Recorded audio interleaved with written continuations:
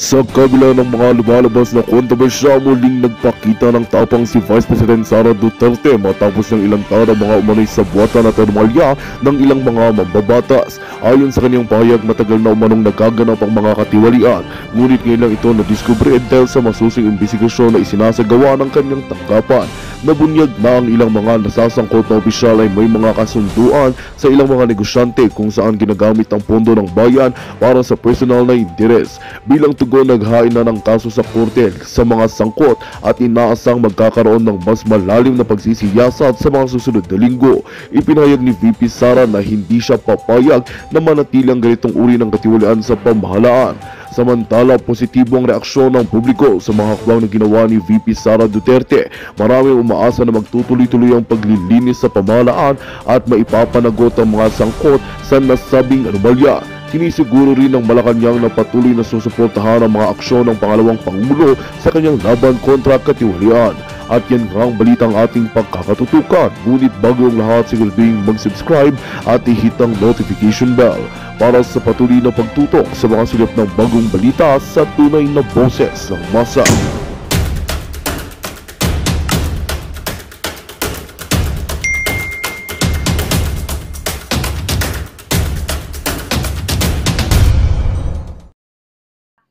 Na may mga dahilan ng lahat ng bagay. May reason kung bakit nagkakaganito. And true enough, like few minutes naming pag-usap, talagang nagkaroon ng magandang balita. Although, okay, before that, basahin muna natin yung sinabi ni Attorney Israelito Torion ng Legal Counsel ng KOJC. Thank you, sir. Talagang isa rin napakamagaling na abogado. At nakakatuwa, sabi niya dito, the fight goes on. I think that sums it up. The fight goes on and I'm hoping and praying that we will prevail. I thought we have prevailed already. But then again, the police has another view on the matter. Okay, mga demonyo. Sabi niya, if you believe the declaration of Torre, there will be no human barricade. There will be no human barrier of the police there, and that any and all members can now come and go freely. At least there is a little development from that. But we were hoping really that they would disappear and leave the premises, but that did not happen because the contrary view of Torrerista.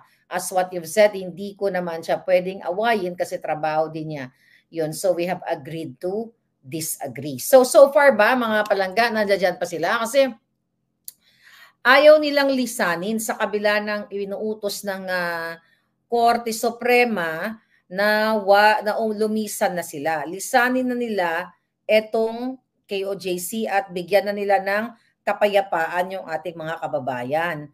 Alam ko kasama din kayo sa talagang pagpuyat. Okay, for sure nakita nyo na, 'di ba? Yung desisyon, okay, ng RTC. Okay, ng RTC branch 15 of Davao City na pinapahawa na itong mga walang hiyang itong si Abalos dahil under niya ang PNP, ang si Abalos at yung PNP at lahat ng mga tarantadong polis. At ako naman masaya dahil nakita rin ako ng mga polis na kahit papaano matino na pinaiikutan nung mga na happy-happy yung polis. Kasi sabi ko nga sa inyo, yung mga yan, wala silang choice dahil takot silang mawala ng hanap buhay, takot silang magurgur din, at may mga pinapaaral silang mga anak. So, etong petition na ito ay final nila nung July 1 pa at ngayon nga nagka-result na kung saan, na inatasan ng hukom, okay, ng RTC na lumisan na nga ito mga walang hiyang polis na ito. Pero tignan natin. Ayan. Okay. So ngayon, I think may hearing yata sa Senate na, pinagtatalunan ito. But ganun pa man, nakita nyo ba yung recent na interview ni Bangag Jr. na sinasabi niya, parang natin yung audio na I think hindi ko makuha yung buo dahil nakikinig tayo kanina sa ating hearing. Okay, tignan natin. Ito. Sabi ng Bangag, Pakinggan natin ni Bangaga. Kayo na humusga, mga kababayan. Lahat ng pumasok na pulis, hindi armado. Walang baril, kahit isa. Hindi kami gumamit ng tear gas. Wala kaming ginawang gano'n. So ano yung... Kaya mga putang ina. Okay, tinanong siya ng reporter about dun sa pangyayari sa KOJC. Ang sabi ng hayop na bangag, wala daw silang ginamit na armas. Okay, pumasok daw na walang armas. Itong putang inang ito, kita mo bangag, nakita ng buong mundo, nakita ng buong sambayan ng Pilipino na may nabuwis na nga ng buhay. Naniniwala pa kayo dito sa authenticated bangag na to? Nakita nyo harap-harapan, whether dilaw, pula, putika. At sinasabi niya walang nasaktan, walang nag-spray ng tear gas. Ikitang-kita na nag-spray. So naniniwala pa rin kayo, again, may mga kapulisan, mga military, mga katoliko, lahat ng relihiyon, ako katoliko ako, naniniwala pa rin kayo dito, galing sa bunganga niya, ang nuknukan ng kasinungalingan ng authenticated bangag na wala daw, hindi daw sila gumamit ng dahas o ng baril o ng ano pa mang mga weapon pagpasok doon. Tama ba yon? Nakikita nyo na, so parang gusto niya tayong papaniwalain, gusto niya tayong mahawa sa kanyang pagiging bangag na presidente. Pagiging bangag na tao, mga kababayan. So harap-harapan na binubudol kayo. Imagine niyo, nakita po ng inyong mga mata. Tumatangis kayong lahat. Hindi kayo nakatulog katulad ko dahil ayaw nyong bumitaw. Gusto nyong makita kung paano ang pangbababoy, panggigipit, pang lahat na po ng kasamaan ng grupo ni terorista. At utos ito ni Bangag Jr. at ni Lisa Tanas at ni Tambahudas na i-invade, okay, o i-take over ang propriedad ng ating mga kapwa Pilipino na they are belong to the KOJC. Pilipino po sila. Narinig nyo na, 3 araw, yung iba nagtatawa pa sa inyo, di ba? Tuwang-tuwa kayo, yung mga demonyo na katulad nitong ni Bangag, tuwang-tuwa kayo na sinasaktan yung kapwa nyo Pilipino. Tuwang-tuwa kayo na dinudumihan nila ang bakuran, ang loob ng bahay. Tuwang-tuwa kayo na binubungkal ng mga matauhan ni Bangag na mga teroristang pulis. Hindi lahat. Dahil again, may mga mababait doon na they're just following orders na labag sa kalooban nila. So nakita nyo lahat, binungkal, sinira, sinaktan, tinanggalan ng tubig, kuryente, tinanggalan ng ilaw, tinanggalan sila ng karapatan na magkaroon na matulog ng mahimbing, tinanggalan sila sa kanilang sa kanilang place of worship, na magkaroon sila ng maayos na pamumuhay. Sabi nga natin lahat na ang mga police ay to serve and protect. Kitang-kita nyo kung paano binaboy.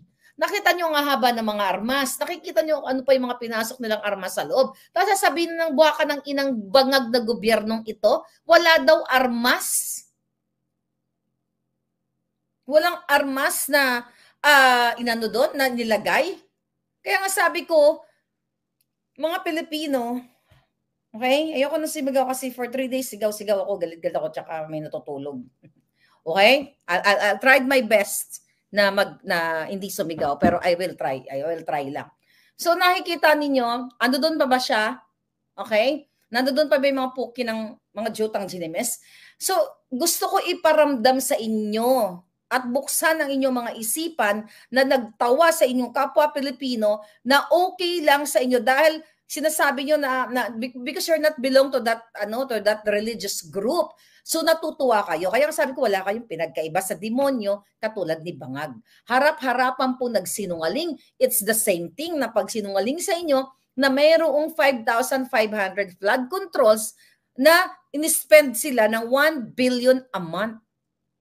Okay? Yun nga, hindi nyo pa nakita eh. Hindi pa siya, yung 5,500 controls hanggang laway lang eh.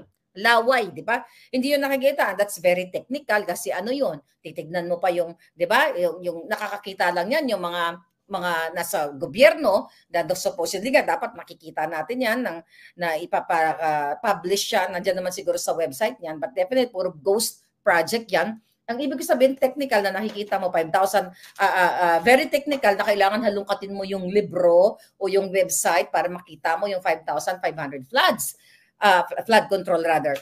Pero itong mismong bunganga ni Bangag Jr. na sinasabi po niya sa inyo na walang pumasok na pulis na may armas. Kung naniniwala po kayo kay Bangag, ibig sabihin, bangag din po kayo. 1.4 billion araw-araw, sabi ni LC Robley. Yeah. Kung naniniwala kayo kay Bangag Jr. na hindi gumamit ng coerce o, you know, walang, yung pag-abuso ng kapangyarihan in terms of, 'di ba, panunutok ng baril, pagtatali, pagsasakit, pagpabalo, yung sarili nga nilang pulis, inano nila, binatuta nila ng bonggang-bongga doon, 'di ba? May nakita tayong video. Tapos gusto nilang tinanggalan nila ng kahapon, 'di ba? Kinonfiscate nila yung mga cellphones. Pinatay nila yung mga CCTV kasi ayaw nilang makita ninyo ang kahayupan ng gobyernong ito. Mga palangga, whether ikaw ay dilawan, sabi ko nga, dilawan ka, Muslim ka man, INC ka man, Katoliko ka man, KOJC ka man, Adventist ka man, atheist ka man, whoever you are. Bulag ka ba? Mag-a-agree ka ba kay Marcos Jr. na addictus benedictus, authenticated ang kanyang pagiging addict dito sa Amerika? Ito, dito ko pina-authenticate, na sasabihin sa inyo. Gusto nyo bang paniwalaan ng inyong mga anak itong putang inang bangag na ito na pumasok ang mga pulis doon sa compound ng KOJC na walang baril, na walang armas, na hindi nag-tear gas, na hindi binaboy ang mga sagradong lugar or place of worship ng ating mga kapwa Pilipino? Kung naniniwala ka at kumakampi ka sa pagiging bangag ng buwaka ng inang mamang itong addictus, authenticated addictus benedictus, then maaring nagpupulburon ka rin, mga palangga. Di ba? Nakita nyo how much complete, ayun, sabi ni palangga, hindi ko na mabasa, Chinese ba yan o Japs? Complete full gear, okay? Negative daw yun, palangga. Hindi ko na lang babasahin. Negative daw yun, yung karugtong ng ano mo, karugtong ng iyong message. Gusto na nila tirahin si VP. Mamaya tayo kay Inday Sara kasi exciting yun. Marami tayong mga exciting na pag-uusapan. Okay? Send all the videos to him. Palangga, nakikita niya, alam niya. Gusto niya lang kayong hawain ng kanyang pagiging bangag, pagiging addictus benedictus, ikaw, Marcos Jr. Ikaw, buwa ka ng ina ka, hindi ka pa ma-OD para matapos na ang pambubudol mo, ang pangbababoy mo, hindi lang sa mga kaibigang tumulong sa'yo, kundi sa bawat Pilipino. Whether troll ka ngayon, pero tanga ka kasi nagpapaniwala ka kay buwa ka ng inang Junior. Imagine mo ang hinayupak. Gagawin pa tayong katulad niyang bangag. Diba? Bangag ka ba? Ayan, nireport. Ito naman mga tanga, mga syongabels na mga mainstream media. My God, bangag din kayo. Kasi kung ako ang reporter nun, ako yung nagtanong, yun ang sagot sa akin, isasalampak ko, sir. O wag na, sir, hindi ko naman siya isisir. Kung ako reporter, hoy, putang ina mo kang bangag ka, ito ang ebidensya. Ano tingin mo dyan? Kami lang ba nakakakita at ikaw, yun na ang nakikita mo, iba? May problema ka ba? Bulag ka ba? O bangag? Oh, I don't think bulag siya. He is bangag. Addict. Authenticated. I challenge them. Giving them 3 days to file a case dito sa sinasabi nilang deepfake video. Pero hanggang ngayon, mga talawan ang mga ihudiputa. Diba? Brutal ang ginawa. abuse of power, police brutality ang ginawa ng mga hinayupak na grupo ni terorista. Dahil sa utos yan ni Abalos, ni Lisa Tanas, ni Tambahudas at ng Bangag. Palibasa, lahat kayo bangag, ang anak kayo ni Satanas. Kaya ganun na lamang ang inyong pagbilog sa taong bayan. Kaya nga nakakalungkot kayo, yan, yung mga naniniwala kay Bangag, na wala namang armas. Oh my goodness. Something wrong with you. It's either kayo ay addictos din. Mahiya kayo sa mga sarili ninyo. Humarap kayo sa salamin.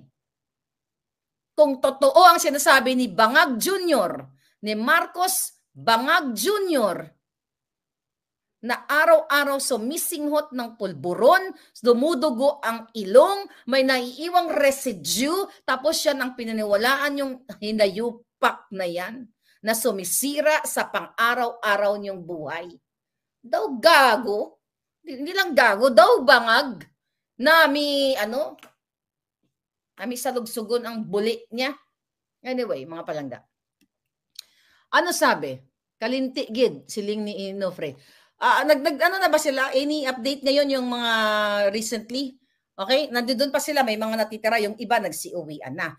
But I'm so happy from the bottom of my heart, never akong magdasal sa sarili ko na sobrang taimtim. You know? Pero itong nangyayari, 3 days, kanina nga pala, kahapon na pala yun, nagka-event din dito sa Los Angeles, ang ating mga KOJC family at ibang palangga ko nandoon. Although biglaan yun, at I think nasa 200 views na tayo dyan sa ating Buljakan. Biglaan lang yun, hindi yung planado. Expect nyo po may mga susunod pang mga, what do you call it, na mga pagtitipon. Sabi ni Miss Melba Sutcliffe, gawain nila ang magsinungaling. Yun na nga mga kababayan, sobrang sinungaling. At I'm very, very happy talaga na, ano naman yung pakiramdam natin, ganun din ba yung nararamdaman mo? Parang end of the world. Alam mo yung feeling na wala kang kakampi dyan sa Pilipinas dahil, hindi ako makapagsaya. Ganun pala yun, ano? Well, pag may nangyari sa family mo or sa life mo, mahirap magsaya, di ba? So actually, ang hirap magsaya. Although hindi tayo apektado kasi nandito tayo o na isang bansa kayo, maayos kayo, nakakakain kayo, di ba? Pero ang hirap magsaya dahil sa bawat subo mo, sa bawat inom mo ng kape o whatever, hindi maiaalis sa isipan mo yung ginagawang pangbababoy nitong gobyerno ni Bangag sa ating mga KOJC family. Bakit ganito yung feeling natin?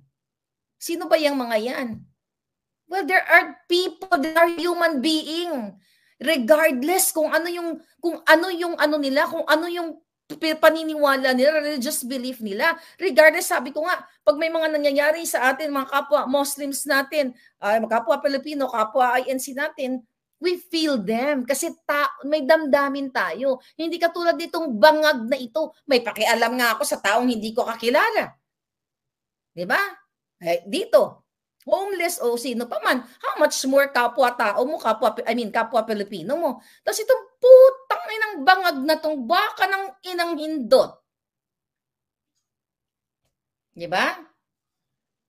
Yung jutang Genemes, ang sarap talagang bitayin. Okay? Dapat yan, sabi ko nga, pag nag-change of government or leadership, yan ang unang-unang ipasa ang GTAI, executive. Sabi ko, kung ako nandiyan dyan, executive number 111, gorgor all the legislators. Again, sa aking mga palanggang KOJC family, I'm so happy. But again, lalo tayong tumatapang. Sabi nga nila, ang sundalong sugatan, lalo tumatapang. The more na ginaganito tayo, lalo tayong tumatapang. At kapit lang tayo. Kasi nandito naman tayo lahat, sama-sama. Believe it or not, lahat po, mga kaibigan ko dito na nakatutok dito sa issue na to, hindi rin nakakain ng maayos at hindi rin nakakatulog. And I hope makatulog tayo ngayon dahil, sabi ni Linda Amantel, nakakaiyak talaga. Diba? Iiyak ka na lang, pupunta ka ng CR, pupunta ka somewhere sa kwarto, pupunta ka sa cabinet, hindi nawawala sa isip mo, tutulo na lang yung luha mo kasi nakikita mo yung kapwa mo ginaganito, di ba? Alam nyo, May nabasa ako na comment. Sabi na nag-comment, siya ay Muslim siya. Sabi niya, kaming mga Muslim, okay? Kung gagawin niyo yan sa aming mosque, right? Ang tawag sa inyo. Kung sa inyong simbahan. Kung gagawin niyo yan sa amin, pupulbusin namin kayo. May nabasa ko. Pero dito sa KOJC, okay? Nakita niyo yung mga, di ba? Nakita mo yung mga nakahiga na yung mga polis. Alam mo, nakikita ko nga, habang tinitignan ko sila, sabi ko kung yung mga polis na nakahiga na napagod, alam mo, pasalamat kayo. May nag-comment din. Hindi ko lang alam kung sa SMNI ko ba narinig yun o nabasa ko lang sa comment. Basta totoo yun, pasalamat kayo na itong mga bata pa yan, yung karamihan, yung age nila, mga 20s lang yung mga nasa kalsada. Pasalamat kayo, sila ay hindi nila, pinairal yung kanilang pagiging likas na mapusok. Kasi lahat tayo, we are, ano tawag dyan? Innate naman sa tao yung magalit ka. O ipaglaban mo yung mo, o magiging mapusok ka, especially kung may nangamatay na sa iyong, sa iyong, what do you call it, sa iyong hanay. Ang sabi niya sa hulihin si Kebolo, edi hulihin mo. Ulol ka pala ulihin mo. Hindi pa nga convicted. Pero doon sa Senado, nakita niyo sinabi ni Inday kung bakit nandito pa yung convicted na si Franz Castro. O galit na galit sila, di ba? Mamaya, pupunta tayo dyan. Sabi ni Nenel Ricabo, madam, nakakaiyak talaga. We feel the pain. Magkaiba man ang religion natin. Yes! It's not about religion at all. It's about you as a human being na mayroong heartbeat, na totoong may puso para you're aware kung ano yung tama at mali. Itong jutang genimis na bangag na to, di ba? Kaya dapat tanggalin nyo na yan Tanggalin nyo na yung nayupak na yan, mga kababayan. Punta tayo kay Inday. Sino nakapanood sa inyo ng Sino nakapanood sa inyo ng hearing? Dapat kaya na pa tayo mag-vlog. Kaso lang, sabi ni Super Bonbel, hudas talaga si Marcos. So kaso lang, nanood nga tayo ng hearing at talagang dinurog sila ni Inday. Alam mo, sa totoo lang, dati kasi, nung ako'y budol na bulol kay Bangag Jr., hindi ako talaga nanonood hindi naman sa hindi ka nanonood. Pag may mga hearing na ganyan, hindi ako nakatuto kay Inday. Okay? Nababasa ko lang yung mga short message niya. Pero first time ko talaga nakanood na from start to bottom hanggang matapos, tinapos ko siya. Sabi ko, oh my God. Ibang klase to. Sabi ko na gano'n. Ibang klase to. Talagang nilunok sila ng buo. Paano sila nilunok ng buo? Mga kababayan, ang pinag-usapan nila doon ay budget hearing for 2025, kung saan babalangkasin nila yung proposed budget for the next year. Okay? Meron din inireport natin sa inyo, inireport na ibang mga vloggers sa inyo na ang plano, kahapon yata yun, nag-vlog tayo, na ang plano ni Tambahudas at ng mga buwaka ng inang legislators ay i-defund si Inday. Ibig sabihin, hindi nila bibigyan ng budget. Okay? Ngayon, kanina, nag-hearing doon at nag-intro si Inday. Sinasabi niya yung mga proyekto ng kanyang opisina like burial assistance, magnegosyo taday, educational, at so on and so forth. Kung ano-ano pang mga proyekto ng kanyang opisina. So, ito na mga hitad. Ito na mga hitad. Okay? So, ngayon, ini-interpolate na siya ng mga buwaka ng GNMS na pare-pareho ng script. Okay, di ba? Ang pinag-uusapan, ang title nga doon sa Congress, hindi ka lang pwede mag-comment kasi naka-block yung comment nila, mga talawan kasi. Okay? Senate hearing, okay, on Senate hearing on 2025 or budget hearing, okay, on 2025. Okay, something like that yung title, di ba? So, ang tinatanong, alam mo, tama talaga si Inday na umpisa pa lang ay may script sila o may talagang target sila. Target talaga nila si Inday. Bakit kamo? Saan ka nakakakita ng budget hearing? You talk about 2025 for the next year, ang pinag-uusapan ng mga jutang ginimes, iisa lang ang kanilang target.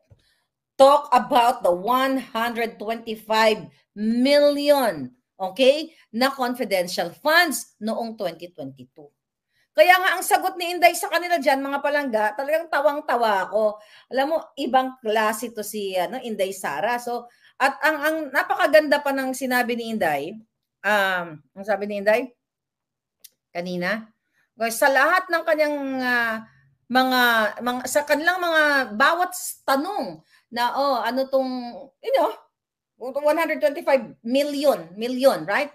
Tama ang pagsabi ko. 125 million. Okay? May sinabi pa yung pusit, sulat ko yan, nga yung pusit kanina. 125 million. Ang sagot lang ni Inday, Madam Chair, sabi niya, I will forgo the opportunity to defend the office of the Vice President 2025 budget proposal. Okay?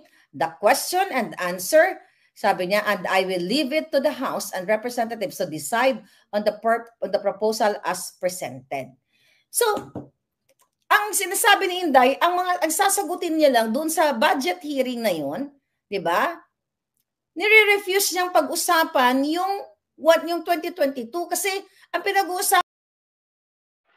Magandang balita ang hatid namin sa inyo ngayong araw. Sa pagtatapos ng aming balitaan, nagbigay kami ng mga mahalagang impormasyon. Maraming salamat sa pagtutok at pagsuporta sa aming programa. Huwag kalimutang manatili sa mga susunod na araw para sa mga bagong balita at mga kwento na dapat nating abangan. Mula sa Boses ng Masa, magandang araw, Pilipinas!